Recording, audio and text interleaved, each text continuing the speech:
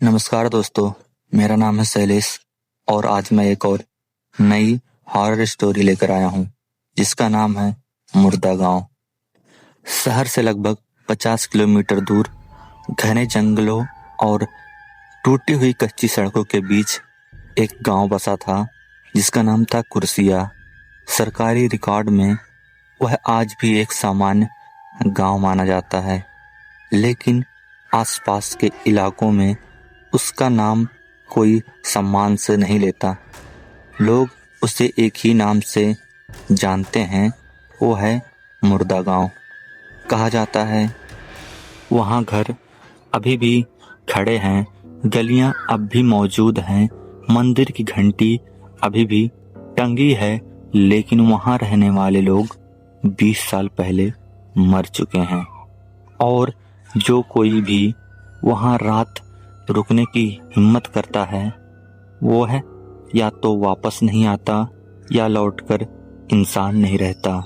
मैं और मेरा दोस्त अमित एक डॉक्यूमेंट्री बना रहे थे भारत के छोड़े हुए गांवों पर।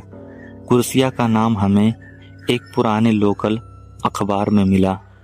जब हमने स्थानीय लोगों से पूछा तो ज़्यादातर लोग ने बात बदल ली। एक बूढ़े गाइड ने साफ मना कर दिया। उसने कहा दिन में देखना हो तो देख लो, लेकिन सूरज ढलते ही वहाँ से निकल जाना।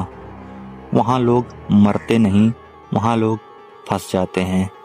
उसके चेहरे की गंभीरता मजाक जैसी नहीं थी, फिर भी हमने उसे अंधविश्वास मानकर नज़रअंदाज कर दिया। हम शाम के समय गांव पहुंचे। पहली नज़र में कुर्सिया एक आम छोड़ा हुआ गांव लगा। टूटे घर, गिरी हुई छतें, सूखे कुएं और झाड़ियां थी, लेकिन कुछ ऐसा था जो भीतर तक चुभ रहा था। पूरे गांव में अजीब सा सन्नाटा नहीं था, बल्कि एक अधूरा शोर था, जैसी कोई आवाज होना चाहती हो लेकिन हो नहीं पा रही हो। हवा चल रही थी, पेड़ हिल रहे थे, मगर एक भी पक्षी नहीं दिख रहा था। ना कुत्ते दिख रहे थे, ना गाय, ना कीड़े मकोड़े। ऐसा लग रहा था जैसे इस जगह को जिंदगी ने जानबूझकर छोड़ दिया हो। हर घर के दरवाजे खुले थे, अंदर बर्तन पड़े थे, कपड़े बिखरे थे, जैसे लोग अचानक उठकर चले गए हों। किसी घर में आधा पका खाना अब भी जले हुए बर्तन में चिपका था। ये सब देखकर मुझे बेचैनी होने लगी। अमित इसे बेहतरीन फुटेज बता रहा था, लेकिन मेरा मन बार बार कह रहा था कि हमें यहाँ ज़्यादा देर तक नहीं रुकना चाहिए। गांव के बीचों बीच एक पुराना मंदिर था। मंदिर के सामने पत्थर पर कुछ लिखा था, जो यहाँ सोया वह जागा नहीं। अमित ने हंसने की कोशिश की, लेकिन उसकी आवाज में आत्मविश्वास नहीं था। तभी मंदिर के अंदर किसी के चलने की आवाज आई। हम दोनों एकदम चुप हो गए। मैंने कैमरा ऑन किया और अंदर झांका। मंदिर खाली था, लेकिन जमीन पर ताजे नंगे पैरों के निशान थे, जो सीधे गांव के आखिरी घर की तरफ जा रहे थे। अंधेरा धीरे धीरे गहराने लगा। हमें वापस जाना चाहिए था, लेकिन जीप स्टार्ट नहीं हुई और मोबाइल में नेटवर्क नहीं था। अमित ने कहा, एक ही रात की बात है, रुककर असली सच्चाई रिकॉर्ड करनी चाहिए। मैं डर रहा था, मगर हालात ने हमें मजबूर कर दिया। हमने मंदिर के पास अपना सामान रख लिया। रात के करीब 9 बजे माहौल पूरी तरह बदल गया।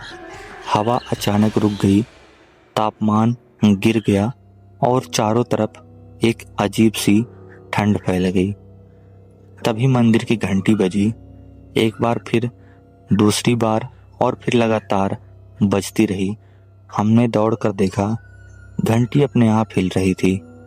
उसी समय पूरे गांव में धीमी धीमी फुसफुसाहट आने लगी, जैसे सैकड़ों लोग एक साथ कुछ बुदबुदा रहे हों। अमित का चेहरा सफेद पड़ गया। तभी किसी ने मेरे कान के पास धीरे से कहा, तुम नहीं हो। मैंने पीछे मुड़कर देखा, कोई नहीं था, लेकिन मंदिर की दीवारों पर काले जले हुए हाथों के निशान उभरने लगे, जैसे किसी ने अंदर से बाहर निकलने की कोशिश की हो। रात गहराती गई। 12 बजते बजते दरवाजे जो दिन में खुले थे अब अंदर से जोर जोर से पीटे जाने लगे।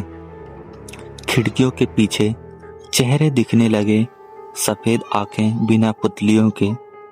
फिर हमने उन्हें देखा, लोग पुराने कपड़ों में घिसटते हुए चलते हुए, लेकिन उनके पैरों के निशान जमीन पर नहीं बन रहे थे।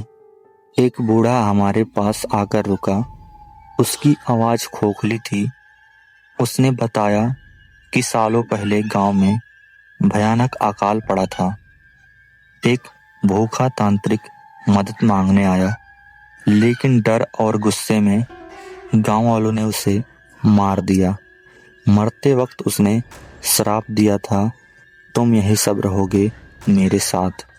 उसी रात से कोई भी इस गांव से बाहर नहीं जा सका।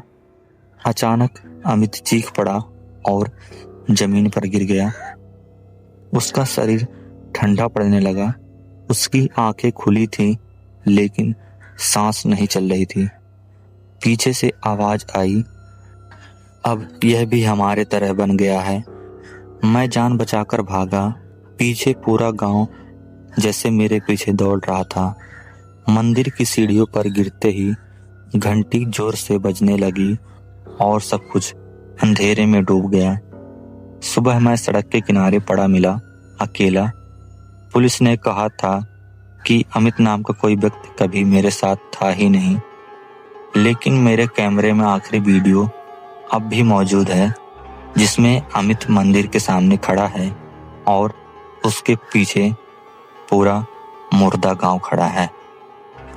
पुलिस को अपना बयान देने के बाद मैं शहर लौट आया और फिर कभी मुड़कर मैंने मुर्दा गांव की तरफ नहीं देखा। लेकिन आज भी मेरे सपनों में कभी न कभी मुर्दा गांव का तस्वीर उभरने लगता है। वहां की खुले हुए दरवाजे, बिखरे हुए कपड़े, आधे पके भोजन, जले हुए बर्तन और मंदिर की घंटियां अब भी मेरे कानों में गूंजती हैं। और अब मैंने डॉक्यूमेंट्री का काम छोड़ दिया है और मैं अब शहर में छोटी सी नौकरी करता हूँ। तो दोस्तों, ये कहानी आपको कैसी लगी कमेंट करके बताइएगा और मेरे वीडियो को लाइक और चैनल को सब्सक्राइब जरूर कर लीजिएगा। मैं ऐसा ही हॉरर स्टोरी लाता रहूँगा, या फिर अगर आपके पास कोई हॉरर स्टोरी है तो वह आप कमेंट कर सकते हैं।